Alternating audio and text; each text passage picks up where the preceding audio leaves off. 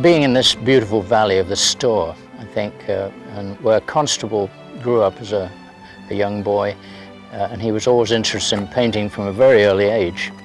But that has inspired so many people, and it is really the birthplace of outdoor painting. Hi, I'm John Stobart, and here we are in wonderful Essex, England, and I've got the pleasure of introducing you to Mike Lynch from Denver, Colorado, who's going to tell us about how he organizes paintings. You can sure see why this was a place of interest to an artist, though, can't you? It's amazing, the skies and the architecture. It's beyond belief, really. The quaint cottages, which we think are quaint now, but were quite ordinary then. Yeah. But it all lives here, and thanks to the National Trust, has been kept beautifully, hasn't it? It's astonishing that they're able to preserve a thing like this as well.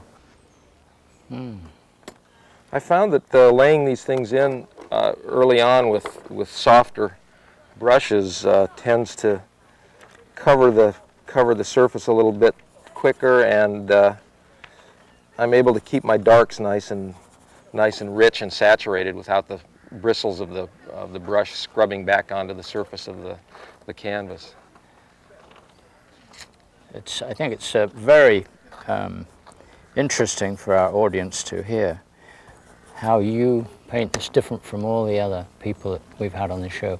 And this, I think, is fascinating for me to hear as well. Great. Yeah. Rather than drawing this entire thing out and trying to fill in the drawing, I'm more concerned in getting the masses of this thing in right quick. I've found that in just about every painting, very simple painting or very complex painting, there usually are not more than about 3 or 4 major elements in the composition. Light and dark areas, basically. Right. Big patterns of tone. And this is obviously the case here. This is a great example of that situation. So we'll just try to mass this thing in. I'm always amazed by seeing something like that cottage that's in front of us, which is, of course, Willie Lott's cottage that Constable himself painted, John Constable, the landscape painter. And it's sitting there exactly as it was when he did it. It's changed very We're little, revisiting his scene, and I find that rather fascinating.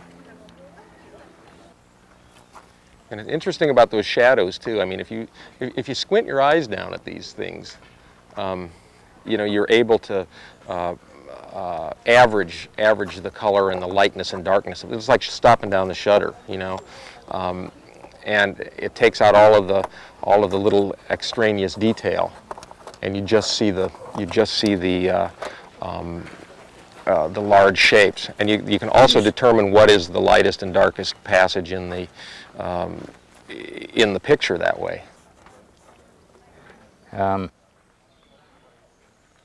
Concentrating on getting the drawing right, although the cottage itself is leaning over in every different direction.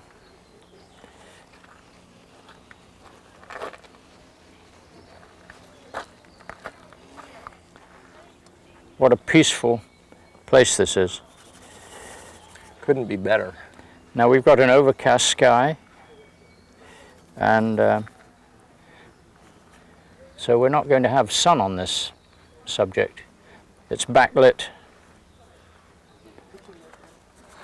I'm looking basically for the big major shapes in this thing, and not really concentrating on filling in a line drawing at the moment. I'm looking for the darkest areas in the picture, the lightest areas in the picture, and trying to get those big patches of color in proper proportion to one another. And light and dark as well. The value, of course, being the relative lightness or darkness of a thing, is very important in outdoor painting. As I squint down at this thing again, I see that sky above the roof line there is decidedly the brightest thing in the picture, and everything subjugates to that. There's nothing as brilliant as that in the painting. So for that reason, I usually start these things out with a lot of pure color. You notice I'm not dipping into the white paint right off the bat.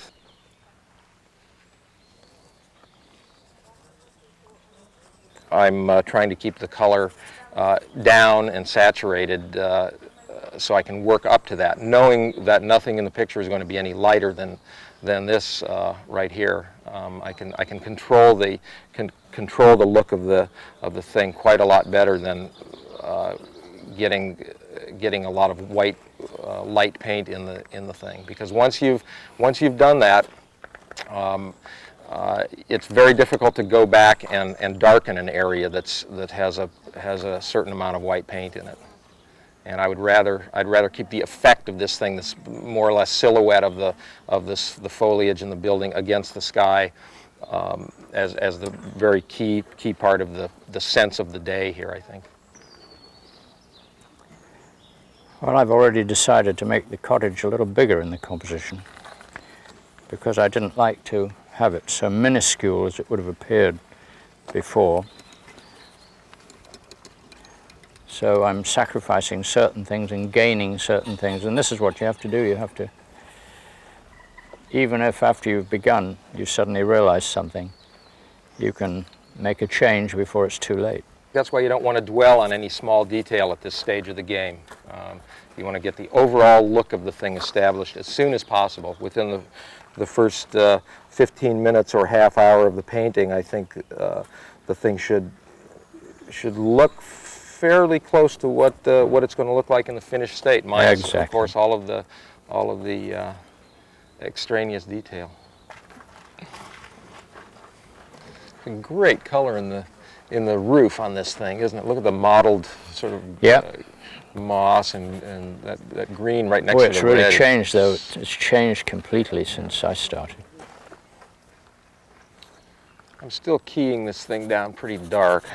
Yep, I'm changing as I go along all the time. Working up to it. We've got to be pretty fast here, because I think the elements are going to descend on us. The one effect that I'm hoping to get is the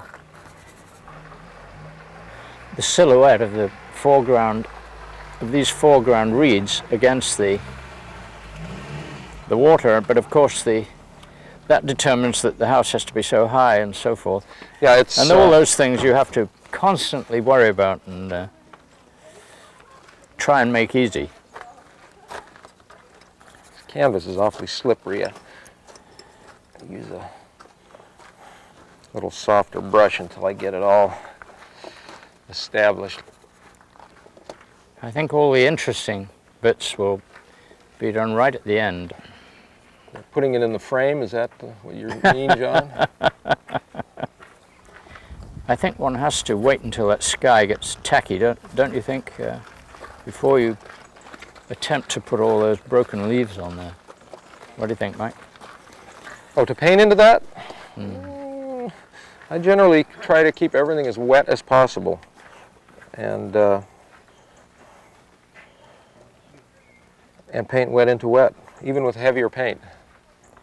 Even with broken leaves? Yeah, when I get to that point, John, you may certainly stand up and watch me. Oh, I've got to do that.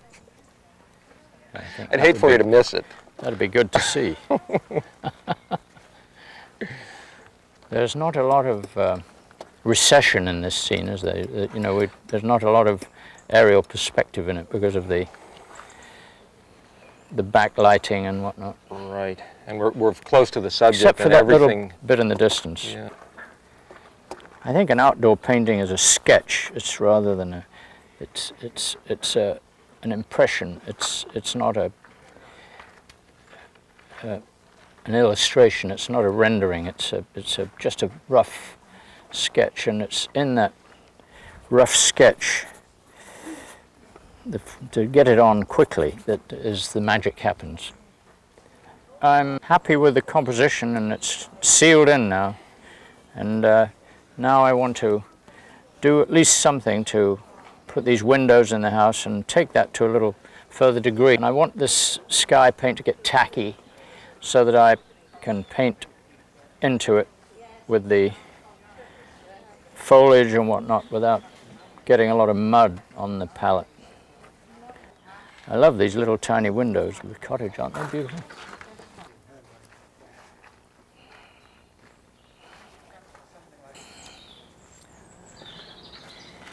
Yeah, at this particular stage, I'm just trying to get a little bit more accurate value and color in each patch of the painting. But it's starting to take shape. As I said earlier, I really don't start with a drawing and fill in the drawing. I like to let the paint do most of the work. The big shapes, the big patterns, and work around those and gradually tighten the thing up to the point where the edges, the actual drawing of the thing is taken care of by one area coming up against another area in the picture. It makes the thing, I think, much more flowing and homogeneous rather than looking as though it were a filled-in drawing. I like your choice of term there, homogeneous. That's a very good term. Well, thank you, John. That says it right there. Yeah, the painting really is an entire thing. It is not. It's not a picture of a building and a picture of a tree and a picture of water. It's the entire thing, and it has to tie together. It has to have harmony. And I find that this method of working, for me at least, lends itself to establishing a little more flow in the piece. And this is a very interesting problem here, painting-wise, because the values are so close. Because of the general overcast, the light-struck side of the building is very slightly lighter than the shadow side. You can see right there in the main part of the building where the break is, right there in that corner. When I mix my puddles of color here for an area like this, I generally wind up making those final judgments of having a big puddle of mud right in the middle of the palette, the mud method. I would count the color of the house, that abstract pattern there, as all one value area. Much like with the foliage here too. The lights and darks of those greens are quite a lot closer than you would think. I like the way you explain all that. It's quite unique. Your approach and your thinking on it is uniquely you, and I love the way you say that for our audience to hear that. Great. The light now is wonderful, isn't it? Isn't it great? It's not so foreboding as it was a minute ago. No, just a nice soft quality to it. Yeah. Yeah.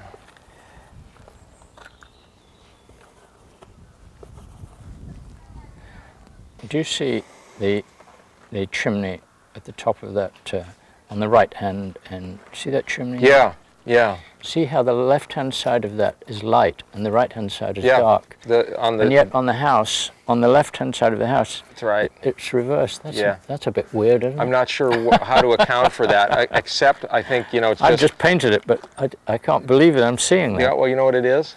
It is the fact that tree is casting a shadow on it, and the light-struck side is picking up all the reflection from the sky. Of course, we're painting here Willie Lott's cottage, and it was one of Constable's favourite subjects. I think I stole Constable's idea of, because I thought it inspired me, and I thought it had a great effect, and that was to tint the canvas before you start. He used to use quite a dark red, actually, on the canvas, and you see this coming through in his sketches. And I thought that was brilliant. I always thought that was a good idea, and so I've always tinted my canvas. I saw you put a tint on yours earlier on. Yeah, I think Constable, his skies were almost the principal thing in most of his paintings. I think they were very, very broadly done and very boldly done. Do you remember? He almost used black in the skies. They're very royally dark things. things. You never see that, but he did that, and it seems to work. It shows how ominous the sky can be one minute in England, and then the next minute it's alive and Oh, they say a great fabulous. deal about the place. I mean, Yeah. they're a wonderful Yeah. record of Yeah. the type of Right. weather you get here. Right. Yeah. Well, I finally had the courage to put this tree in. Let's see. This one. Oh, I'd take that one out, John. Oh dear. Yeah. That's the same color, that tree, as the trees that Corot used to put in his paintings. Oh yeah, very. Isn't it? They're very all blue sort of gray. bluey Yeah. gray. Beautiful color. Maybe it's the same type of tree that exists in outside Paris. And it's difficult to paint. You know, it's very similar in color to sagebrush, which we have out in the west. Oh, is it? Yeah. Oh, of course it is. Uh-huh. Yeah. Yeah. And the tendency is always to make it very blue Yeah. when you're painting it. And the fact is that it's a very minor, very slight difference in color temperature, but enough so it really stands out in that field of dark. I'm starting to lose control of this whole thing, John. It's all getting away from me. As I said, it's all sort of getting a little out of hand on me here, making me nervous. Well, Actually, I think it would do the viewers well to see somebody throw it into the drink and just fall down screaming on the ground. It would be an encouragement for some of the students to see that. to see somebody, See somebody actually just... abandon it. Yeah, you know what has always surprised me? That I've never seen a French easel or one of these paint kits up in a tree like a golf club. It's always like something you would expect to find somewhere. Unfortunately, we knew it was going to rain, but of course we're not quite ready for it, as usual. But I think the most important part of this whole little scene to me was these reeds that are coming right across the foreground.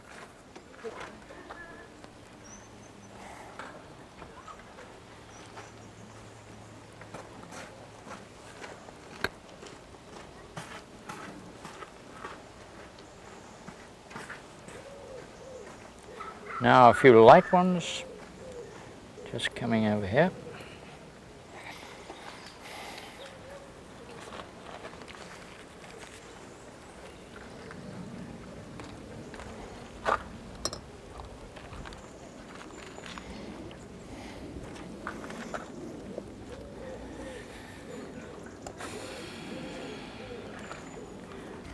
Just one more thing that I want to do, and that is to put those beautiful grey, purpley looking leaves in, just a few, because that's part of what I liked about this right at the beginning.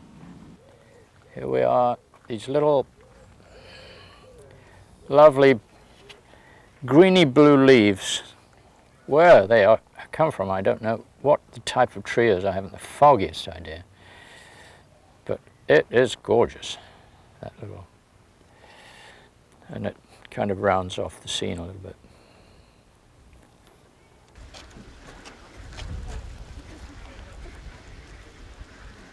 At this stage of the game, we're pretty well finished up, I would say.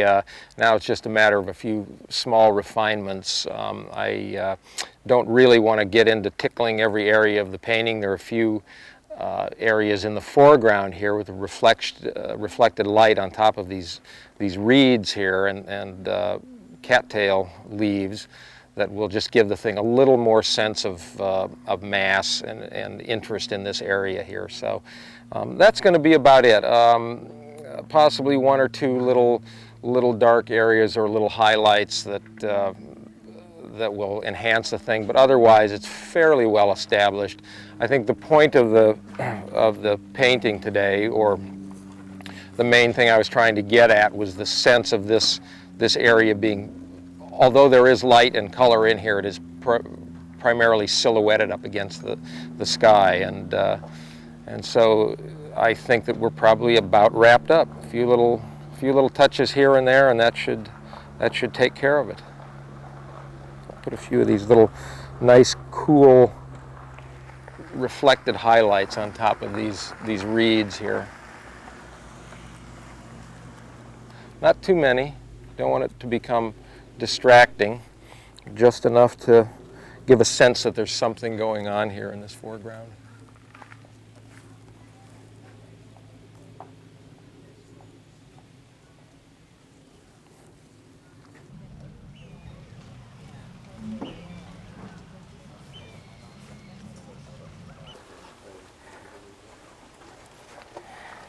I think I understand how the difficulties that Constable must have gone through, but of course he did it every day, I'm sure, and he had crises of confidence too.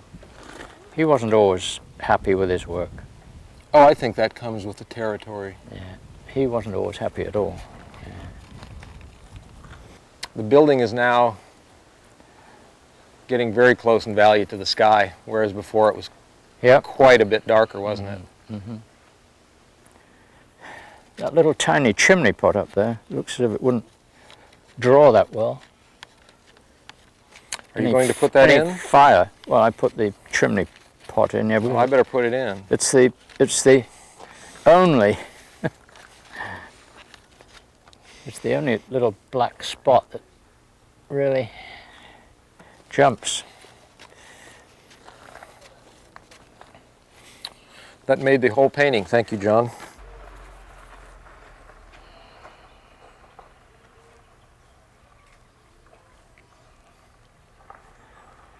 The most common problem, I think, painting outdoors is the continuing change in the light. And some days, obviously, it's not bad, but I think a problem that a lot of people have is trying to chase that changing light around. It's like painting a sky, a cloudy sky. You have to make the determination early on as to what it is you're painting and the type of condition that you have, and stick with that. Because if you start changing with the changing day, you have your life's work cut out for you, because it's an endless thing. And so you really have to, early on in the painting, I think that's why it's very important to sit down and observe the thing that you're looking at, and attempt right off the bat to figure out what it is you're painting. What is the painting about, and stick with it. I had a friend tell me one time, and this was a very good bit of advice. He said, the first thing you should do upon getting all your equipment out and getting ready to go is sit for a moment and look at that blank canvas and imagine the thing as a finished painting. Okay? Doesn't sound like much, but it's really a very good. That's a good tip. Yeah, I like that. Including paint quality and everything. Just look at the thing and imagine that, because once you have that in your mind, you have a bit of a mental roadmap to at least follow roughly, if nothing else. And it seems to work pretty well. I think if I were doing this over, I would have spent a little more time trying to figure out a more interesting composition. As it is here, I have this thing plopped right in the middle, basically, of the canvas, and it's not. I like exactly. I had a quick look though, and I like what you did. I think it looks great. Well, thank you, John. In fact, I want to get up and look a bit further, because I love the way you the way you do it. That's different from everybody else. That's what I love seeing.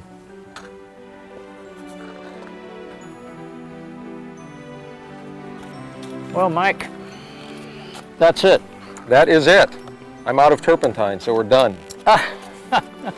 As the rain becomes... Oh yeah, we're starting to get some now, aren't we?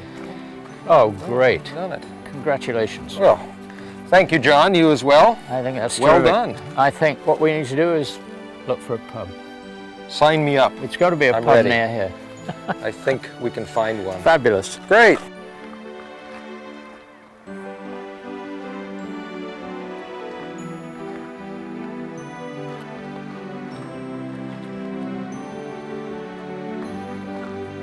Well, I hope you picked up a few tips from what we did today, and I hope you'll join us again on Worldscape.